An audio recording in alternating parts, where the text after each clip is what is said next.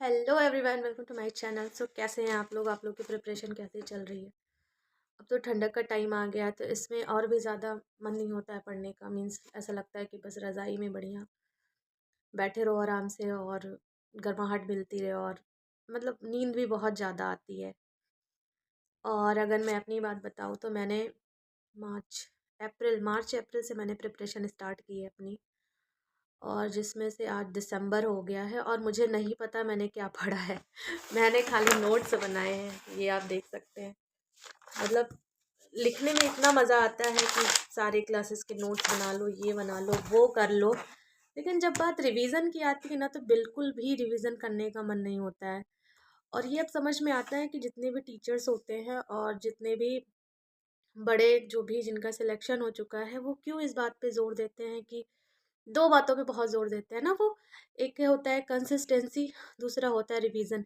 Revision तो ना जैसे लगता है कि बिल्कुल भी नहीं करने का मन होता है। बस क्लास लिया, नोट्स बनाया, एक या दो बार पढ़ा, और एक या दो बार पढ़ने से सच बताया कुछ नहीं होता है जब तक कि आप पर डे रिवीजन करते रहो और इसी चीज से दिल भागता है, बिल्कुल भी रिवीजन नहीं करना चाहता है। और दूसरी बात जो है कंसिस्टेंसी। मैं मार्च से स्टार्ट की हूँ तैयारी। तो पहले तो टाइम ये लगा मुझे बैठने के लिए, मतलब मुझे टाइम लगा कि मैं 4 घंटे, 6 घंटे, 5 घंटे, 2 घंटे बैठ के कंसंट्रेट कर सकूं।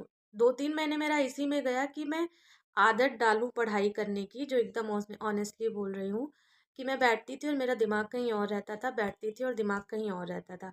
किसी तरीके से चलो बैठने की आदत पड़ी, 4 से 5 घंटे, 5 से 6 घंटे कंसंट्रेशन भी होने लगा। और जो दूसरी बात होती है वो है कंसिस्टेंसी। कंसिस्टेंसी बनाए रखना ना अपने आप में बहुत बड़ा चैलेंज है, क्योंकि एक टाइम आता है आपकी मतलब प्रिपरेशन के ड्यूरेशन की 1 से 1.5 महीने आपने खूब पढ़ा। मेरे साथ भी हुआ था कि मैं 1.5 महीने, 2 महीने एकदम पढ़ी हूँ खूब, कि रात में भी पढ़ा है, 10-10 घंटे पढ़ा, 12-12 घंटे। बट 1-1.5 महीने के बाद ऑटोमेटिक मुझे नहीं पता क्या हुआ क्या नहीं हुआ, मैंने 1-1.5 महीने पढ़ाई ही नहीं की, और बिल्कुल भी पढ़ाई नहीं की, और बिल्कुल से मन लगता ही नहीं था। और मैं अगर ज़बरदस्ती भी करती अपने मन से कि नहीं मुझे पढ़ना है ना, तो आज नहीं तो कल वो फिर मन ऐसा होता है कि वो जब तक अपनी नहीं करवा लेता है तब तक वो नहीं मानता है। अगर आज आप उसको दबाओगे तो वो कल करेगा, कल दबाओगे तो परसों करेगा। तो मेरे साथ क्या होता है कि अगर मेरा मन नहीं होता तो मैं वो काम नहीं करती हूँ। मैंने 1.5 महीने तक नहीं पढ़ाई की और अब जाके मैं फिर से लाइट ट्रैक पे आ रही हूँ। तो अब पता चला कि कंसिस्टेंसी कितना मैटर करता है। किसी भी एग्ज़ाम की प्रिपरेशन में तेज होना बहुत ज़्यादा, ब्रिलियंट होना बहुत ज़्यादा, ये मैटर नहीं करता है मेरे ख्याल से। जहाँ तक अभी तक जितना भी मैंने किया, वैसे मैं कोई एग्ज़ाम तो क्वालिफाई की नहीं हूँ कि यूपीएससी का कोई या यूपी पीसीएस का कोई एग्ज़ाम क्वालिफाई हूँ मैं, कोई बहुत बड़ा मैंने काम कर लिया। पर मैं अपने एक्सपीरियंस बता रही हूँ कि जो लोग कह मतलब कि आपका ब्रिलियंट होना ज़रूरी नहीं है, लेकिन हाँ, लगातार आपको पढ़ते रहना आपका बहुत ज़रूरी है इसमें। और यही नहीं हो पाता है, सीरियसली नहीं हो पाता है। 2-3 महीने स्टार्टिंग में मैंने इसमें फ़ोकस किया कि मैं बैठना सीखूँ, मैं मेरा दिमाग कंसंट्रेट हो, सब कुछ हो, वो चलो हो गया। फिर मैं 1-2 महीने मैंने खूब पढ़ा। फिर एक ऐसा फ़ेज़ आया कि एकदम डाउन हो गया और उसमें मैंने कोई पढ़ाई नहीं की। मैंने 1.5 महीने कोई नहीं पढ़ा। बहुत बड़ा टाइम होता है एक एस्पिरेंट के लिए। और ऐसा नहीं था कि जो है मेरा मन नहीं होता था, मेरा मन होता था, लेकिन मैं पढ़ नहीं पाती थी और मैं कुछ और भी करती थी तो उसमें भी मन नहीं लगता था। बहुत अजीब डिलेमा में था उस टाइम पे, बहुत ज़्यादा बुरा हाल था। तो अब फिर से अब ट्रैक पे आई हूँ और फिर मतलब शुरू किया है मैंने। अगर आरओ का एग्ज़ाम पोस्टपोन नहीं होता तो मैं फ़ेल हो जाती, सीरियसली मैं फ़ेल होती, क्योंकि जब 1-1.5 महीने मुझे बहुत पढ़ना था तो उस टाइम पे मैं पढ़ी नहीं। और एग्ज़ाम को जो फ़ियर होता है ना कि जैसे-जैसे एग्ज़ाम नज़दीक आता है, वो आप पे हावी होने लगता है। और सच में मेरे साथ भी हुआ, जैसे-जैसे आरओ का एग्ज़ाम नज़दीक आया, मेरे ऊपर वो हावी होने लगा और मुझे एक टाइम ऐसा लगा कि मुझे गिव अप कर देना चाहिए, मुझे तैयारी नहीं करनी चाहिए। मुझे ये नहीं पता ये सबके साथ होता है नहीं तो, लेकिन हाँ, मेरे साथ एग्ज़ैक्टली हुआ।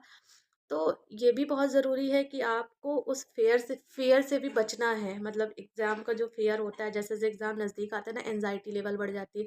लगता है कि हमें कुछ नहीं आ रहा, मैं तो कुछ नहीं आ रहा, मैं कहीं स्टैंड नहीं करती हूँ।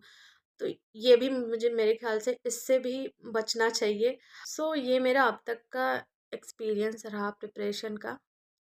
देखते हैं आगे क्या होता है। कुछ नहीं तो सीखने को तो ख़ैर मिल ही रहा है। बाकी 2025 का जो पीसीएस है मेरा मेन टारगेट वही है। और मैंने इधर 1 डेढ़ महीने से बहुत मेरी क्लासेस भी बहुत बैकलॉग भी हुआ है। मैं खान ग्लोबल स्टडी से मैंने अपनी क्लासेस ले रखी है। और भी एग्ज़ाम्स में टीचिंग के एग्ज़ाम्स भी मैं देती हूँ, जबकि अभी यूपी से हूँ तो यूपी का कोई वैकेंसी मतलब आ ही नहीं रही है। और देखो आती भी है कि कब आती है, तो बहुत सारी चीज़ें चलती रहती है। तो मैं ये कहूँगी कि एस्पिरेंट की लाइफ बिल्कुल भी इजी नहीं होती है। प्रिपरेशन करना अपने आप में मुझे लगता है एक बहुत बड़ा काम है, और उसको बनाए रखना वो सबसे बड़ा टफ टास्क है।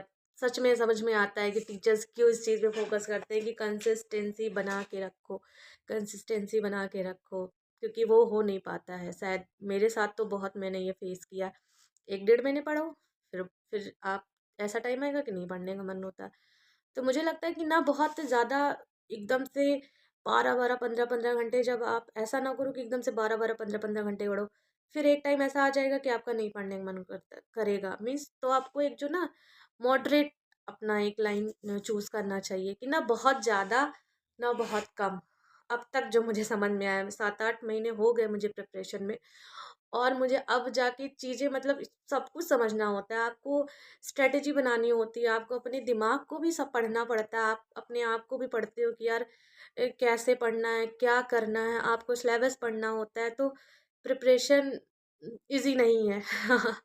और यूपी पीसीएस तो अब देखो क्या होता है। So that's it. ये मेरा अब तक का प्रिपरेशन का एक्सपीरियंस रहा है। आप लोग भी अपने एक्सपीरियंस शेयर कीजिएगा। Thank you for watching.